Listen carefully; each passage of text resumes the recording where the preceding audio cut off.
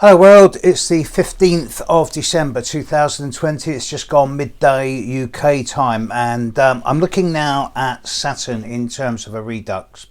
It's worthy of note, in less than 48 hours time, Saturn will have left Capricorn and moved into Aquarius. As we speak, the moon is in Capricorn. And there's going to be a bit of a very unusual time, and hopefully a very positive time, for an hour or two around 5:30 to 7 a.m. on Thursday morning UK time. So make your own adjustments. At that time, the moon will conjunct Jupiter at 29.5 degrees of Capricorn, and then it will pass into Aquarius about an hour after Saturn. So the moon will conjunct Saturn at 0 degrees 1 minute of Aquarius, and this will take place around about 6:30 a.m. UK time on Thursday morning. So if you happen to be up wherever you are in the world and awake, then that moment of time from say 5:30 to 6:30 a.m. UK time Thursday morning, definitely worth a note. And if you're fortunate enough to be in a position where you've got a good horizon and a clear sky, like those wonderful pictures from Argentina yesterday of that solar eclipse, which was spectacular, then you may even be able to see the faintest sliver of the new moon. If you could, maybe you'll need binoculars or a telescope. Anyway, Saturn is about to leave Capricorn. Saturn has been in Capricorn for 2.5 years. It's been flirting with the cusp of Aquarius for this last year. Saturn is in Capricorn every 29 years. It has a 29.5, 29.7 year orbit. When young, Saturn is seen as the planet of restriction, limitation, frustration, blockage, circumstances outside of one's control, holding one back, stopping one's self from moving forward. It deals with archetypal male role model imagery. It doesn't mean gender male, but archetypal male, as in father, teacher, God, employer. The imposition of order. But when older, Saturn becomes more words like patience, perseverance, determination, hard work, self-structure, living within one's own boundaries rather than those pushed on you by others. And the mantra of Saturn is clear. It says that if you always do everything the hard way, and you don't take shortcuts, and you do 3 steps forward and 2 steps back, then you will be successful. Saturn likes being in Capricorn most of the time. The last time that Saturn was in Capricorn was in the very late 1980s and the early 1990s. Problem is, at that time, Saturn in Capricorn was also busy conjuncting Uranus and Pluto. Now, astrologically, this gave rise to the internet.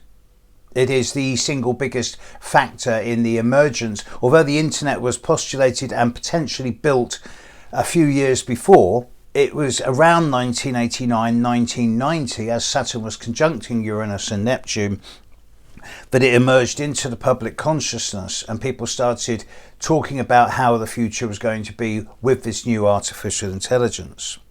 The time before that, when Saturn was in Capricorn, was the very early 60s. It's interesting to note that the last Jupiter-Saturn conjunction was in 1960, 61 period of time. They happen every 60 years.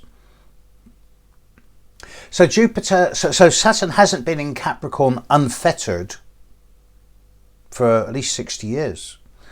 30 years ago it was with Uranus and Neptune, and that was sort of it was forcing some type of structure into the imagination and bringing a forced kind of boundary and order into the more chaotic side, because Uranus and Neptune were running riot with the notions of the New World Order. And this, of course, was when the Berlin Wall was coming down and communism was exiting stage right.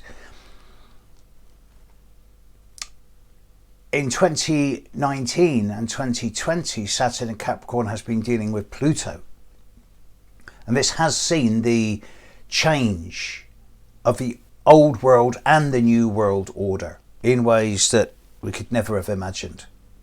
And to a lesser extent, the Jupiter-Saturn-Pluto conjunction very much symbolically represented the emergence of COVID.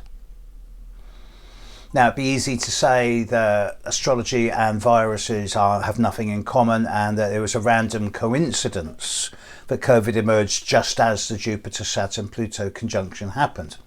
But the planets impel, they don't compel. And the planetary positions in the sky do offer a frame of reference to understand our world from a more detached, impersonal and objective perspective.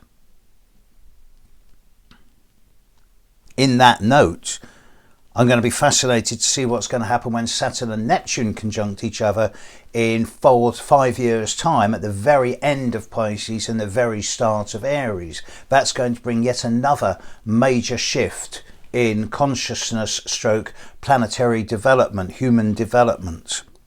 And I will deal with that another time because I don't want to postulate on that one at the moment.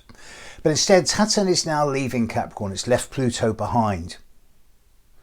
And Saturn will enjoy a 36-hour period of being alone in Aquarius with just the moon for company until Jupiter moves in 4 days' time. I'll deal with Saturn in Aquarius in another day or two, and probably tomorrow actually. But let's look at Saturn in Capricorn as it is in 29 degrees. Collectively, Saturn in Capricorn has forced us to take stock and to reassess our opinions, attitudes and ways of working with the notion of government, whether that is in terms of government by politicians or government by the corporate bodies that sort of semi-run the world now.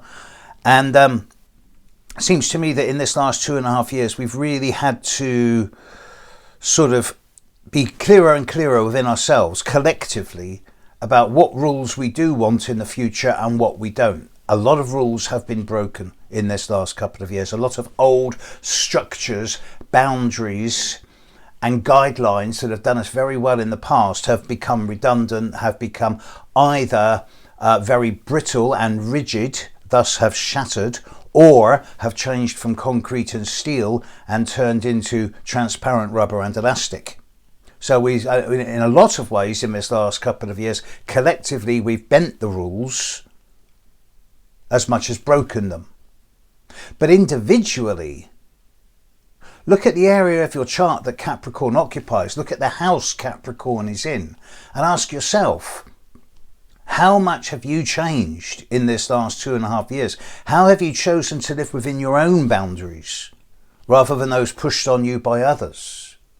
How much have you disregarded the law of other people's impositions upon you and chosen instead to live by your own law, which, let's be honest, most of the time our own laws coincide with the laws of the land because humanity as individuals is not naturally anarchistic or destructive. We do need and want community around us, and perhaps this is a nod to Saturn in Aquarius, where we will be reinventing the ideas of community and what community means. But that's a subject for another day, tomorrow probably.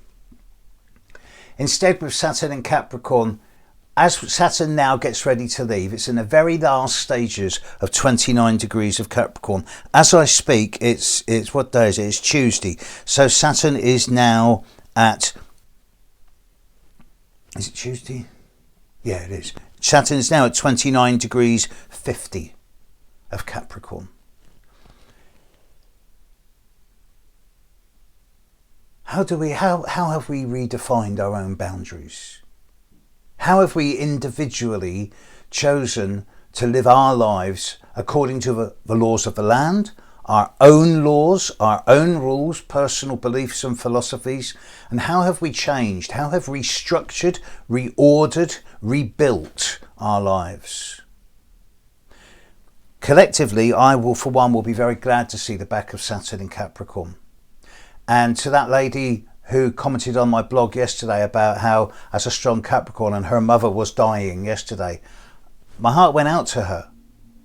As Saturn leaves Capricorn, collectively we're all going to breathe a sigh of relief. Tomorrow I will look at Saturn moving into Aquarius. Till then, take care, world. Enjoy yourself. Bye.